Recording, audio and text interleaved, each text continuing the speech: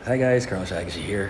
So I'm doing this exercise, yung modified cobra para sa lower back ko 5 minutes to feel better kasi kahapon pag deadlift ko ng medyo mabigat.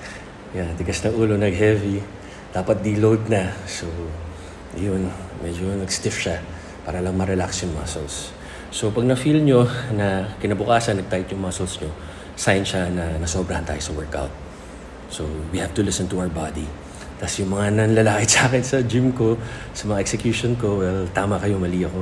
And sa nanlalait sa legs ko, well, nakikita ko naman sa salamin, tsaka ni wifey na humabol na yung lower body ko sa upper. Kasi kung di nyo alam, na-aksidente ako 2 years ago, ACL, MCL, meniscus accident sa basketball, tapos surgery, tapos may mga complications sa lower back, sa pelvis. Tapos ngayon naman, unti-unti with my research, ang dami ko natutunan na gamot ko naman yung sarili ko.